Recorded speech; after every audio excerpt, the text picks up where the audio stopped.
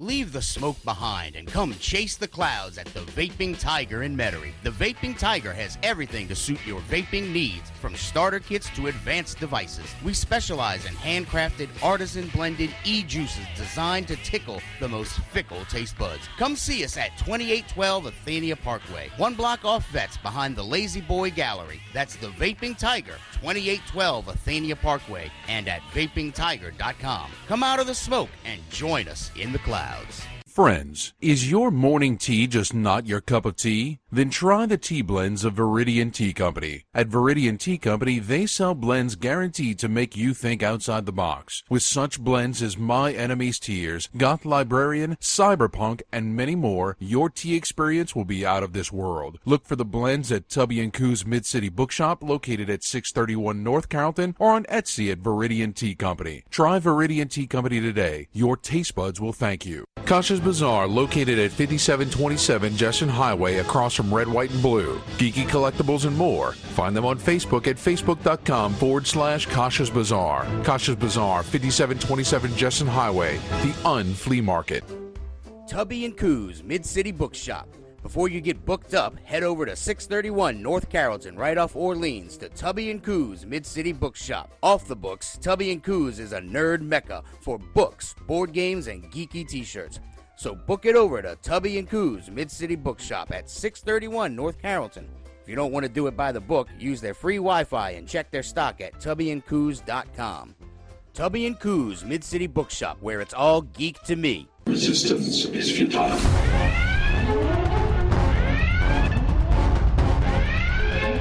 Boldly going where no show has gone before. This is The Week in Geek on Fox Sports 1280.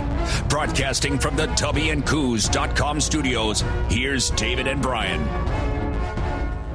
Good afternoon, New Orleans. This is The Week in Geek on Fox Sports 1280. Coming to you live from the tubbyandcoos.com studios. This is David D. Squared de Corbier with... Oh, no, Brian, we don't have you, pal. All right, well, we're going to fix that because we have engineers in the building. So, can you hear me? You can't hear anything. Oh, well. All right, guys, so look, let me set up the show for you. We have Harry Turtledove calling in the second segment, and then we'll open up with our boy Scungy and his pick of the week. And then, as always, we'll close out the show with This Week in Geek History, throw in some top nerd news, and, of course, you know... Who knows what else is going to happen? Oh, yes, it's Christmas in July. I forgot all about that. Christmas in July. So we're going to be giving away a Tubby & Coo's gift card some point during the show. So listen for some Christmas music and then be the first caller at 260-1280, 260-1280. Don't call now. Don't call now. But without much further ado, let's bring on our boy Scungy and his pick of the week. I am not what you would call a handsome man. Scungy's Pick of the Week is brought to you by GameStop and ThinkGeek.com. Scungy's Pick of the Week. He might be an idiot savant. Woohoo! Scungy, what's shaking bacon? Hello, sir. How are you doing this afternoon? We're doing great. I'm exhausted. And poor Brian, he is kind of, he's indisposed right now. So what are we talking about today, buddy? We're talking about a game called Song of the Deep. This is a small, little independent game made by Insomniac Games. They're the people who made Ratchet and Clank and Resistance. Okay, wait. What's the name of it again? Song of the Deep. Song of the Deep. What the hell is it about? Is it a sea shanty? You could say so. It's a style called Metroidvania. Now, that's a style of game that takes after both Castlevania and Metroid. Okay. Where you're running around an area, you have a huge map, and you're going to go and as you play the game, you get items that will help you unlock other areas. Okay. This is a very, very artistic game. Now, I've gotta say it right out front, though. I'm a little bit biased on this game because I'm really excited about it because this is made by a company named Game Trust. This is the first game that they're producing. Game Trust is owned by GameStop. Get out of town. So you're just shilling for GameStop. That's what he's doing. He's Hi, using Brian. our show as a platform to shill for what they're a sponsor. So go right ahead. Tell us more. Well, I love it. It makes me, I'm very happy because we find after years and years of selling games, we're now in the game business, and they're not going to make big AAA titles. They're only going to make small, independent titles, like people who can't get their game to market. GameStop's going to help them bring it to market. Wow. Yeah, no, that sounds cool. I mean, from seeing the box art and Scungy, what you've told me already, I mean, it seems interesting. It's a beautiful game. I mean, the art style is fantastic. It's like nautical. It's got a little bit of steampunk feel to it. It's got a fantastic soundtrack, and it's a very simplistic yet challenging gameplay style. It's short. It's only about 8 hours long, but it's only $14.99. Yeah. Oh, well, that's in my wheelhouse. Cheap. So, I mean, what about replayability? You can basically play through the entire thing the first go through. Now, once you beat the game, they allow you to go back and find everything else that you missed. So once you find everything, that's pretty much it. But like I said, it's a charming little story, and it's a good little experience. But I mean, $14.99 for 8 hours worth of entertainment is not bad numbers. I mean, compared to the movies, right? Oh yeah, absolutely. So price and platforms. It's $14.99, like I said, and it's on PlayStation 4, Xbox One, and PC. Of course, that's probably where it plays best, right? No, it doesn't. GameStop makes stuff for consoles, Brian. Mm-hmm. Specifically. Yes, we do. Yeah. So, hey, we have a huge game that we got to talk about. We talked about it, I think, a little last week, is Pokemon Go. Pokemon Crack, you mean? Yeah. Oh, my God. So, I mean, for the uninitiated, Scungy, what's the lowdown? Okay. Anybody who's familiar with Ingress, you know, that it's basically that light. Right. The best way to describe it. You download an app on your phone, and you walk around catching Pokemon. You can't do it sitting still. You have to actually get up and move. You have to go places. You have to interact. You have to be social. So Dave's going to hate this. Yeah, hate it. Hated it. Actually, what's funny, Dave, is I joined Team Mystic. See, that's the right answer, by the way. Oh, my God. Y'all have already formed teams, and you're a bunch of elitist snobs already? It's only been out like a week. Right. There's three. I mean, that's built in the game. There's Team Valor, Team Mystic, and Team Instinct. And Team Instinct eats glue. and there's good money betting that you would choose Valor, because apparently that's a bunch of hotheads. So... Well, I don't know. I saw a meme going around, or a little a GIF going around that had who's the special kid from The Simpsons? I Ralph. Like, yeah, Ralph. He's like Team Valor. Yeah, that's good stuff. But hey, this is an absolute phenomenon. To be completely honest, it's over 7.5 million downloads at this point, and I mean, everybody's going crazy. It's changing lives. Well, I mean, I thought we might just talk about it during Top Nerd News, because it really is such a huge topic right now. But yeah. I mean, a lot of people are getting. I don't want to say getting into it late, because, I mean, it's only been out like a week. But, today makes a week, yes. Yeah, I mean, but there's already all the little gyms that are popping up. But now that you can't get a Poke Gym, there's a Poke Pit Stop or something? Gyms are part of the game. Right, that's in the game. That's in the game. And then there's Poke Stops, which are just little points of interest that you can interact with and get items. But now, it's like the stops or stuff are based off of the Ingress stops, or the gyms are the... Both of them are. So in Ingress... But people can actually, now businesses or people that want to become part of the app, they can actually petition. What's the name of the company? GameStop's doing that right now. They want to make every single GameStop a Pokestop. It's Niantic Labs. That's it. Yeah. So you can go and fill out a form. Our buddy Joe over at Kasha's Bazaar tried. The last time he tried, we're not accepting new locations at the moment. Okay. But they can't hold out for that for long. Like, they've got to jump on this. Yeah, right. I mean, Candace over at Tubby and Coos is doing that. She's forming a little Poke training group. Right. And I read an article that for $1.19 an hour, your business can capitalize on the Pokemon Go by buying lures for Pokestops to bring people to your business. But that's lure the hunters. Right. It's I've never seen anything like this before. I mean, people who don't even care about Pokemon, who've never played Pokemon before.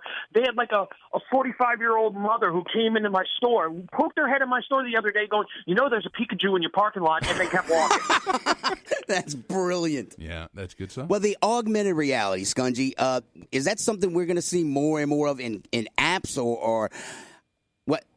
I think it's something we're going to see not just in apps, but in everything. Yeah, I mean, if you could go out, and for our listeners, go out to YouTube, look up Microsoft HoloLens and try to see some demos. That's definite good augmented reality type stuff there of things that they're working on, of lenses, of glasses that you can look through, but then see things overlaid on reality. It's absolutely incredible what they they had do. A great demo from E3 last year with Minecraft. Oh, yeah. Yeah, it's fantastic. So, yeah, look that up. That's a fantastic demo and gives you just an idea, a taste of what's possible. Yeah. Well, see, that song also means that, the day of cyberpunk is upon us. It is. We're going to jack in, plug in, and never plug out. Yeah. All right, Scungy, as always, I hate you. Love you, Scungy. Appreciate Thanks. that. All right, man. Talk to you later, buddy. Later, guys. All right, guys. This is The Week in Geek on Fox Sports. 1280. Yeah, that thing. We'll be right back. From the Taxman Traffic Center, this is Time Saver Traffic. Watch for slowing starting at Carrollton on the Riverbound Expressway. If you're traveling toward Chapatulas, we've got an accident there as you make your way to the west bank of the Crescent City connection. Traffic is also backing up on I-10 West from Canal Street to the Claiborne flyover. Going out toward Metairie and Kenner on I-10 West, we have slowing between Clearview and Power. I'm Lisa Baque. Follow us on Twitter at Total Traffic NO. This report is brought to you by Lead Safe America. More than 1 in 3 American kids has lead in their blood. No level of lead is safe. Lead poisoning causes learning disabilities and behavioral disorders. Has your child been tested? Learn more at leadsafeamerica.org. This report is brought to you by the National Highway Traffic Safety Administration and the Ad Council. I'm meteorologist Bruce Katz in the Fox 8 Weather Center. Today for your Thursday, this afternoon, scattered storms, 50 to 60% coverage. Could see quite a bit of lightning and heavy downpours, so get the umbrellas ready. High temperature in the low 90s. Now tonight, rain ends, upper 70s the overnight low. And for Friday and to Saturday, rain chances on the high side again, 50 to 60% coverage, high at 94. Overnight lows in the upper 70s, and it looks like by late weekend, rain chances do go down, but the temperatures go back up. From the Fox 8 Weather Center, I'm meteorologist Bruce Katz with your Weather Authority forecast. It's important to get your kids to buckle up for safety. No matter what it takes, do what you have to make sure your kids are wearing their seatbelts. Never give up until they buckle up. Go to safercar.gov/kids buckle up. Hold everything for less. The Pack Store Save event is going on now at the Home Depot, and the shelves are full of smart storage solutions, like an HDX 5-shelf storage unit, a special buy at just $29.97. Save $9. It'll hold up to 750 pounds of whatever you've got, and you'll barely have to lift your wallet. Come get organized at the Pack Store Save event, going on now, only at the Home Depot. More saving, more doing.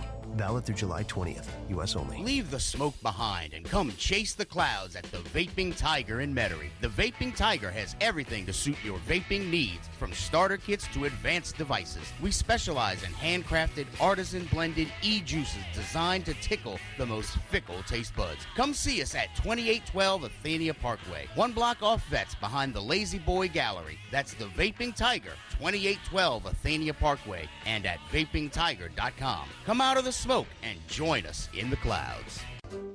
Tubby & Coos Mid-City Bookshop. Before you get booked up, head over to 631 North Carrollton, right off Orleans, to Tubby & Coos Mid-City Bookshop. Off the books, Tubby & Coos is a nerd mecca for books, board games, and geeky t-shirts. So book it over to Tubby & Coos Mid-City Bookshop at 631 North Carrollton.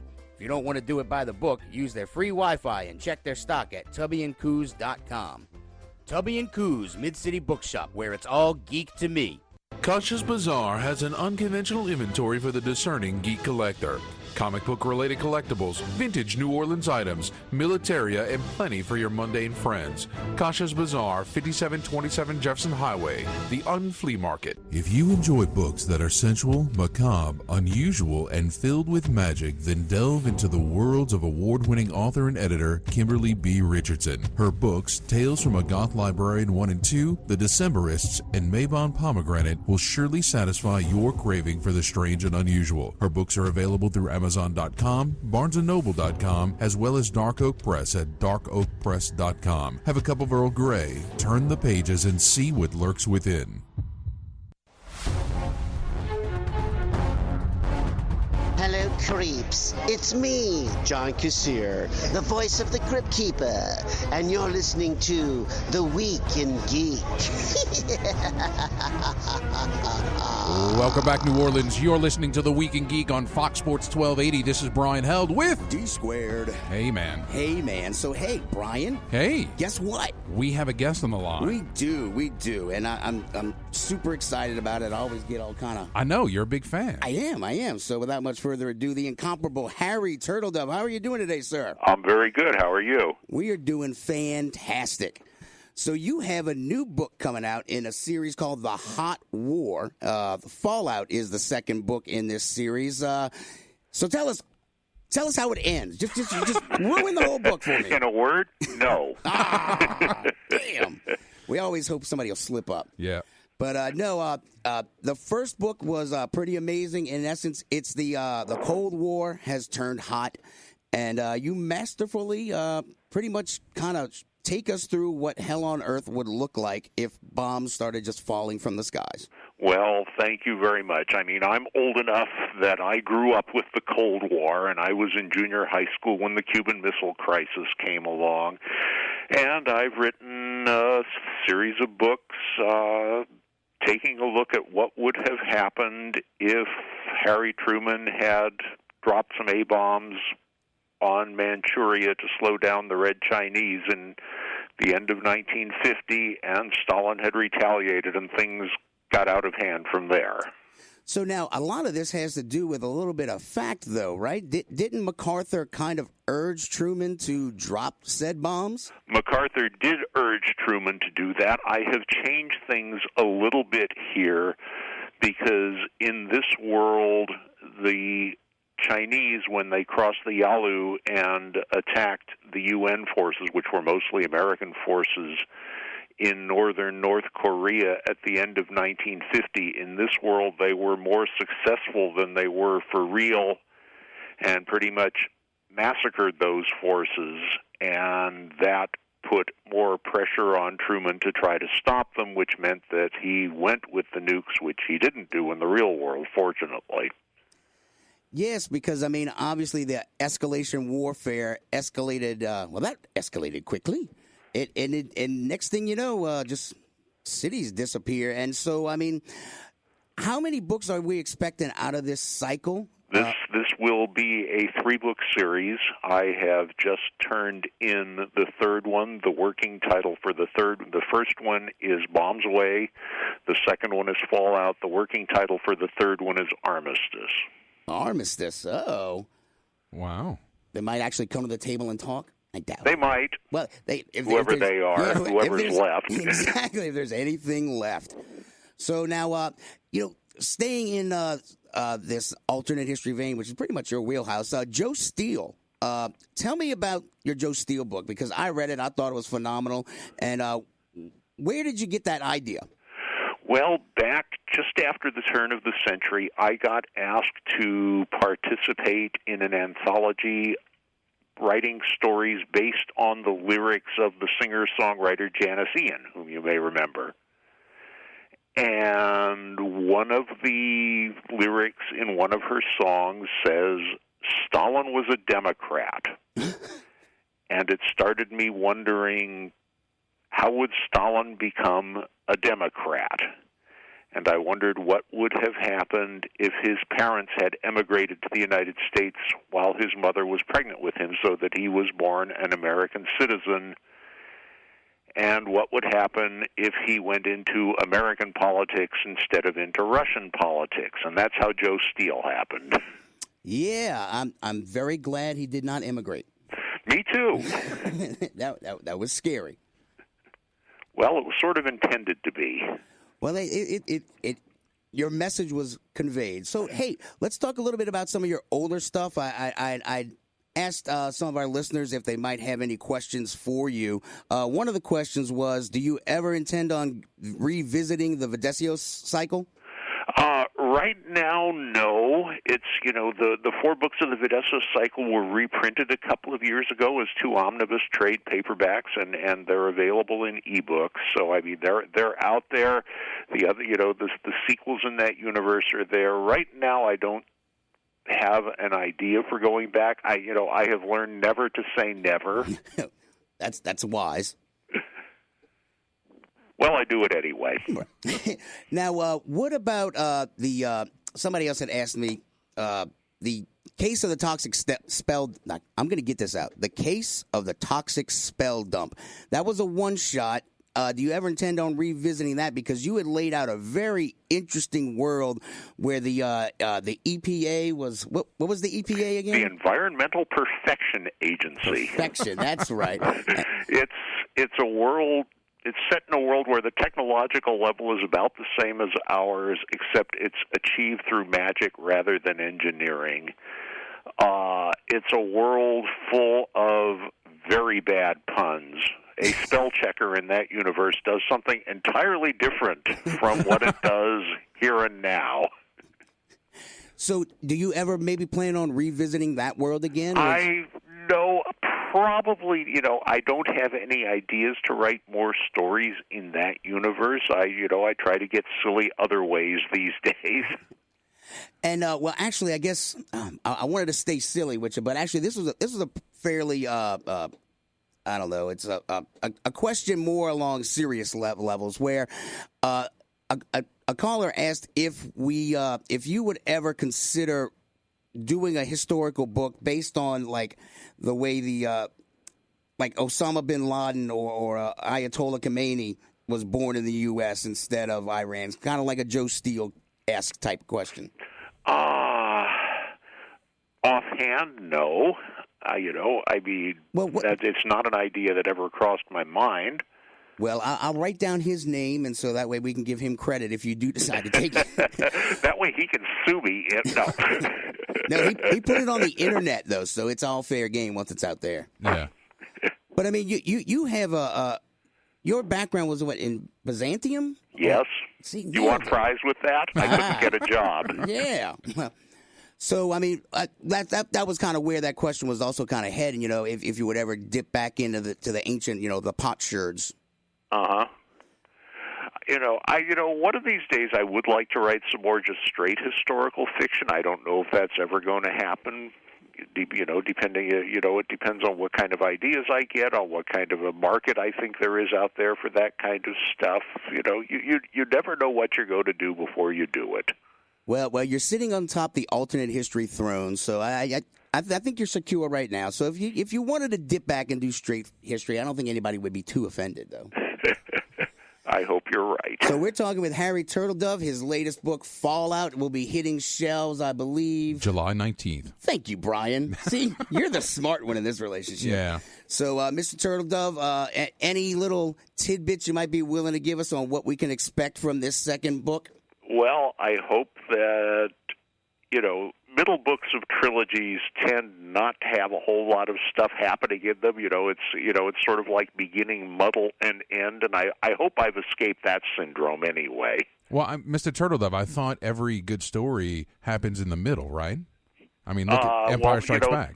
The middle is the part that you think will stretch and stretch and stretch forever. And then you find out, oh, no, there is an end to this. Right. It's sort of like life. Well, Mr. Turtledove, I want to thank you so much for coming on to the show with us. And we look forward to seeing Fallout on the shelves. And then Armistice is the working title. I think that's what they're going to call it, yes. Well, I'm excited for it. And We will urge all of our listeners to buy a copy. I like the way you talk. Buy a copy for your friends, too. Absolutely. Buy two. There you go. All right, sir. Thank you so much for joining us on The Week in Geek. We appreciate it. Thank you very much. Have a great day. Bye. All right, guys. This is The Week in Geek on Fox Sports. So stay tuned. We'll be right back. This report is brought to you by Unbound.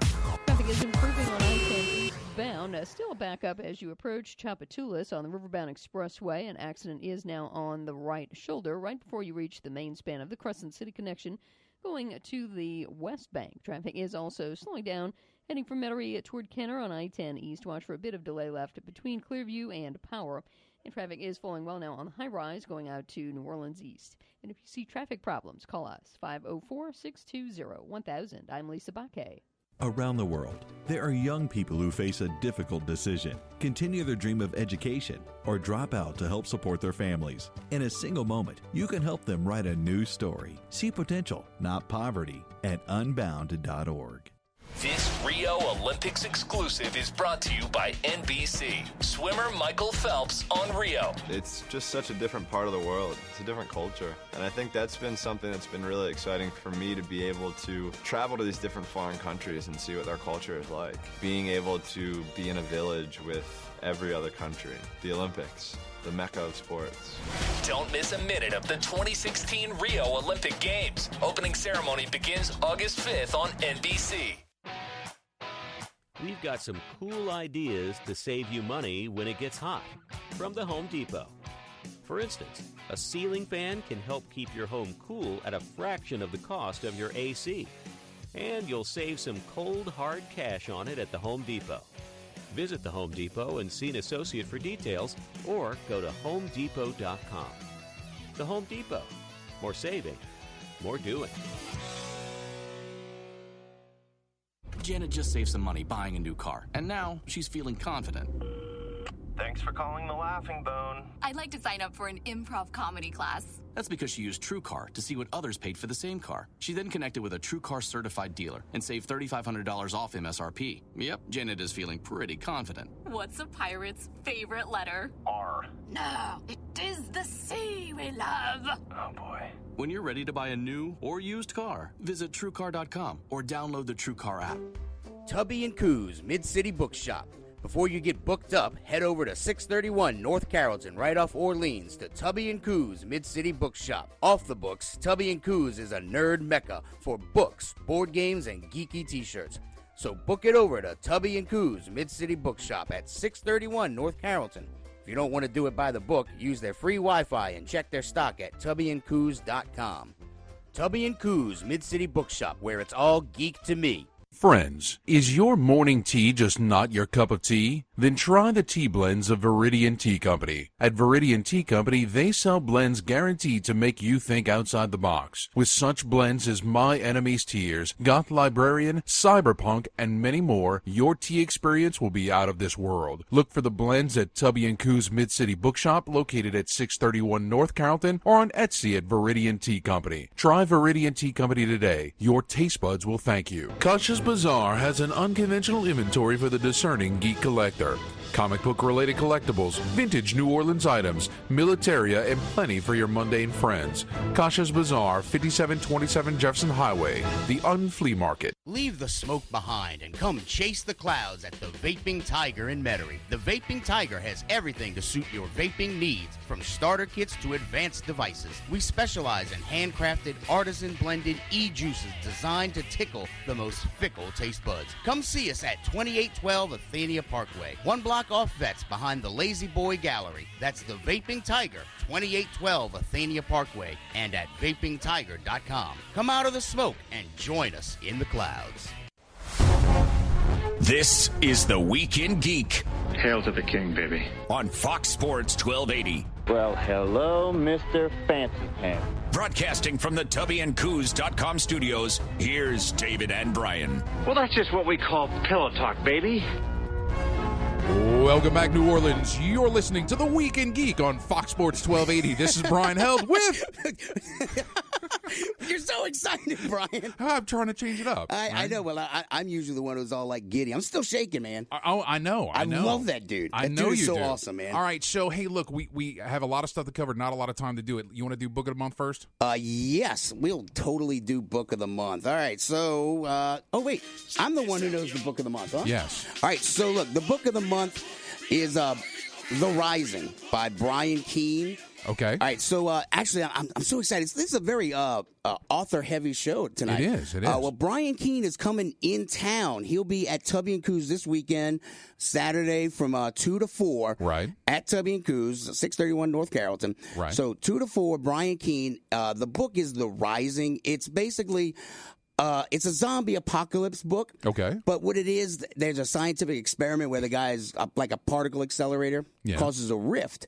And so the dead don't really come back. The dead don't come back to life. It's not like, your mom rises and then starts trying to chomp you. Your mom is possessed by some crazy demonic type thing that comes from the other dimension. Okay. And so the zombies can drive, shoot, think, plan, attack, and pretty much they can't die. You have to literally destroy the entire body. And there's 2 books in the series. The second one's called City of the Dead. Okay. And it all revolves around a father trying to rescue his son who lives like in another state with his ex-wife. And it's nuts, man. The guy, it's a scary book because the zombie apocalypse, it's like one of those ones where you can't win. Right. Oh, yeah. All you can do is hope that the bodies all decompose before you get eaten. No, it sounds good. So it's really great ride. It's fun to read, and it's like action packed and gory as hell, dude. Some really vivid, like disgusting things. So the opportunity to get a signed copy is this Saturday, 2 to 4, Tubby and Coos. And hey, look, while we're at it, let's plan out everybody's Saturday. Yes, we'll do that. All right, because also happening on Saturday is Geek Fest 2016 at the New Orleans Public Library. It's just an opportunity for everybody to get together, celebrate science fiction and fantasy and literature, media, and the arts. There's going to be fan groups, author talks, workshops, anime screenings, crafts, and music performed by the Steamcog Orchestra. There's going to be refreshments all day. It's an all-ages event. The featured authors are Elise Arden, author of The Casket Girls, Laurie Bolanos, Kimberly Richardson, our very own, Eva Van Rel, Rob Serio, and Brandon Black. Who? Yes, the Rob Serio. You forgot a the. Mm-hmm. So that's going to be at the New Orleans Public Library right downtown. Loyola? Yeah. Loyola. So that's what all that's like 10 to 4. So 10 to 4 at the library. Yeah, so you can start your day there, right? Right, and get some of the geek stuff going on, and then just run over to Tubby and Coos for 2 to 4. Or you could kidnap your friends and then just bring them there. Yeah, right. But, Brian Keene does some graphic novels too, like zombie stuff. But he's also got a book called The Conqueror Worms. He doesn't just do zombies, so cool. He's not like a one trope kind of guy. All right, now we have to get to the Ghostbusters review. So top nerd news. Top nerd news. Let's do this. And now, your top nerd news stories from around the world, brought to you by Kasha's Bazaar at 5727 Jefferson Highway. And now, your top nerd news stories. All right, Brian. All right. So out the gate, Ghostbusters. Wait! Stop! Not right out the gate. How did you see the movie already, Brian Held? Because the station sent me down there for a preview. For local celebrity Brian Held? Did you get reserved seats? I did have reserved seats. Yes. Follow us on Instagram, The Weekend Geek. We put it up there. Yeah. So, you know what? Both my wife and I, we love the movie. It was great. It was funny. Laugh out loud. Guys, when you should go see this movie. And I've been saying this to a few folks, especially in light of all the events that have happened within our society in the past couple of weeks. Yeah. Everybody needs a break, needs a laugh. Go into this movie and don't focus on Ghostbusters 1984, right? That's a separate entity. I was molded by that movie. Well, and look, there's you a place... were merely born to Ghostbusters. Right. So I was molded. Right. Sorry, I know, but my bad. I love the 1984 Ghostbusters. I mean, Well, yeah. I grew up on that, and it's great. But as I was watching this movie, trying to analyze it, and I was thinking of that, I'm like, I can't compare it. And it's hard. It's very difficult. But there's a lot of funny laughs. There's a lot of silly stuff. I think everybody did great. I know that there are a few mixed opinions out there, but for the most part, everybody's liking it. They're enjoying it. And I actually posted, there's a tribute in the credits. You have to stay to the end of the credits. There's stuff all really? Just like Marvel, yes, all the way to the end. And there's actually a little tribute in the credits to Ryan Kemp. He is a Ghostbusters super fan.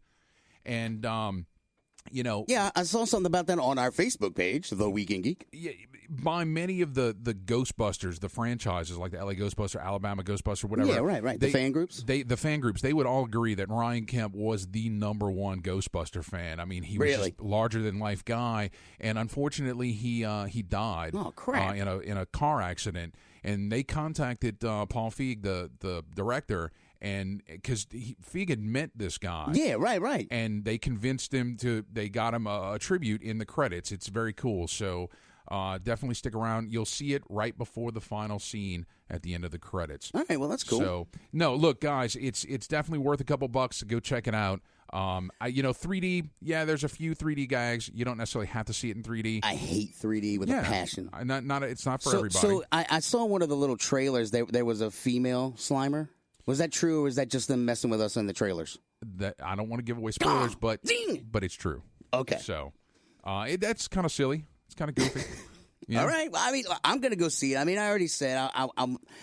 For once, I'm not going to go into a movie angry. No, and look, you know, when we started talking about this, we said we were going to be open-minded about it. Yes. And unlike you in DC movies, I can be open-minded about stuff. I still sat down and watched that. That's 2.5 hours of my life I can't get back. Yeah, so well, don't even get I me watched started. it twice. What you should watch the supercut. It's 3 hours. Brian Held. Mm-hmm. All right. All right. So you want to do This Week in Geek History? Do we have all our top nerd news covered? Yes, we do. Yes, we do. All right. So without much further ado, This Week in Geek History.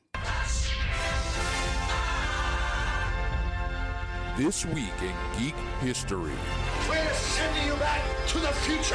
Yes! Oh my gosh! This Week in Geek History is brought to you by Five Stones Media. Find them on the net at fivestonesmedia.com. This Week in Geek History. Yes! Oh my gosh!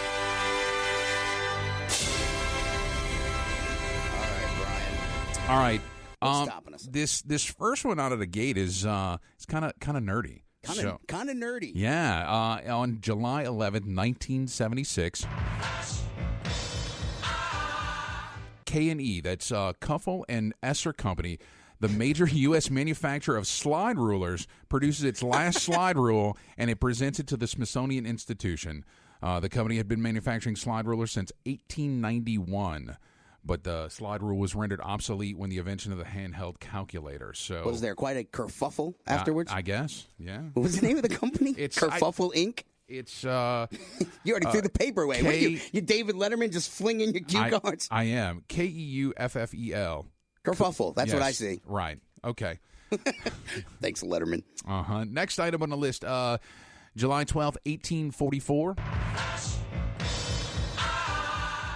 The first, and here's the air quotes, telephone is demonstrated by Captain J.N. Taylor of the British Royal Navy. The device is, however, not the same technology that will be later known as the telephone. Rather, it's the original name for what is later to be called a foghorn. Wait, what?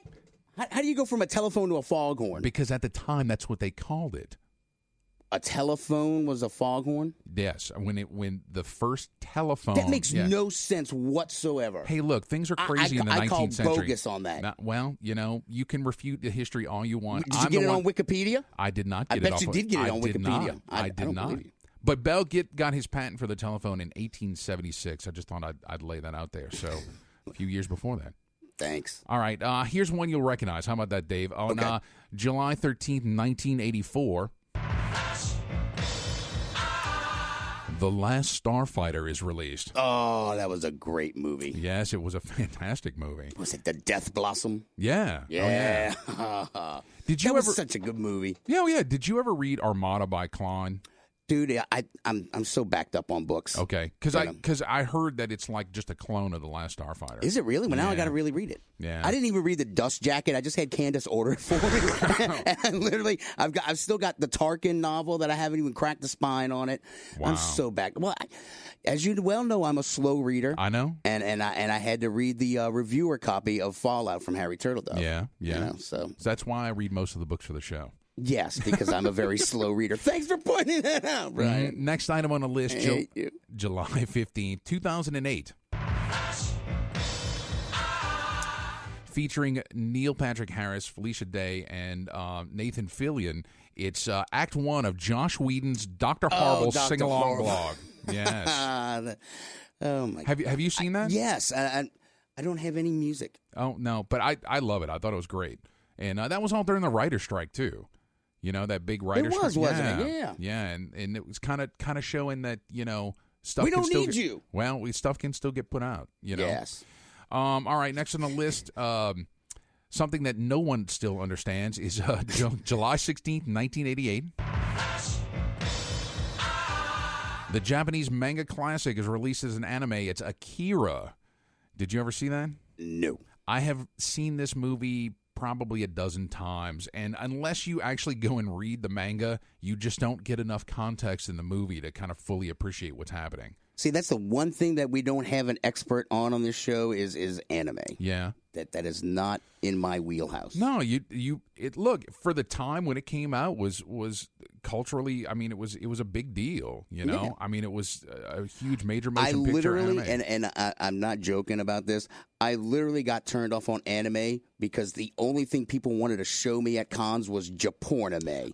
Yeah, hentai. And, and the tentacles just I'm out. Okay. I'm out. So right. Then everybody's like, "Oh, here's a really good show." I'm just like, if it's no, and so I'm scarred emotionally. Right. No, and that's cool. It's not for you. It's all good. Well, tentacles aren't for me. Yeah. So this last one is really kind of interesting. July 17th, 1970.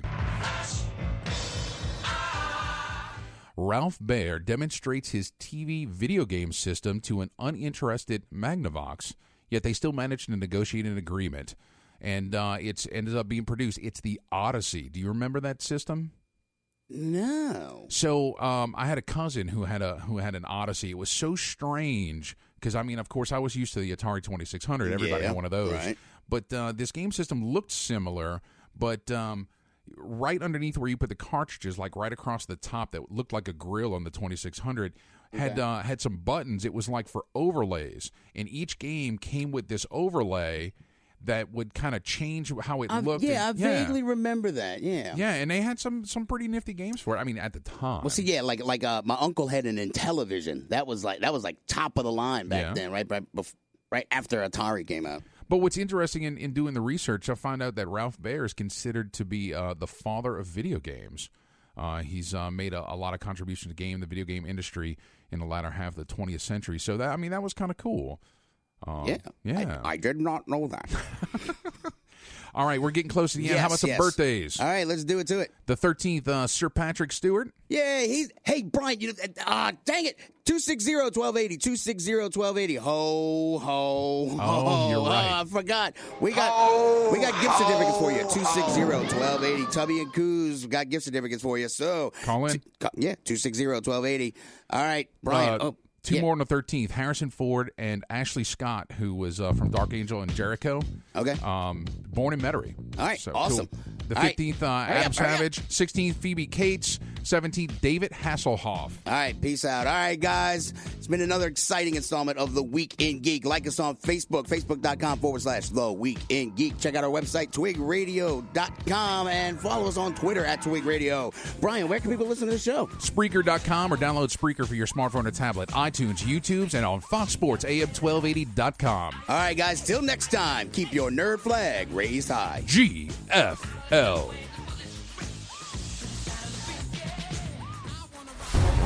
This is a Crime Stoppers Most Wanted alert. Crime Stoppers